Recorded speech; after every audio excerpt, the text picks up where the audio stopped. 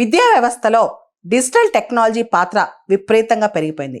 ముఖ్యంగా ఈ edutech companies వచ్చిన తర్వాత, ఆన్లైన్ కోచింగ్స్ వచ్చిన తర్వాత అందరికీ డిజిటల్ డివైసెస్ అనేవి చాలా అవసరం పడుతున్నాయి. ల్యాప్టాప్స్ కావచ్చు, ట్యాబ్లెట్స్ కావచ్చు, స్మార్ట్ ఫోన్స్ కావచ్చు, ఒకటా రెండా ఎడ్యుకేషన్లో డిజిటల్ టెక్నాలజీ దూసుకొచ్చేస్తుంది. ఈ టైంలో స్వీడన్ ఒక కొత్త నిర్ణయం తీసుకుంది. పాలసీ షిఫ్ట్ చేసేస్తుంది. గత 20 సంవత్సరాలుగా కేవలం ఎక్కువగా డిజిటల్ టెక్నాలజీనే ప్రోత్సహించిందనమాట.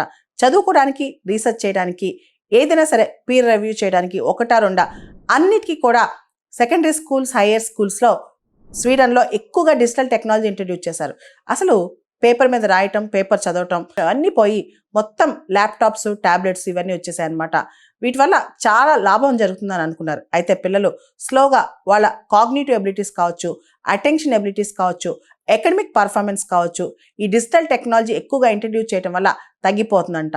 దాంతో స్వీడన్ కొత్త పాలసీ షిఫ్ట్ చేసేసింది.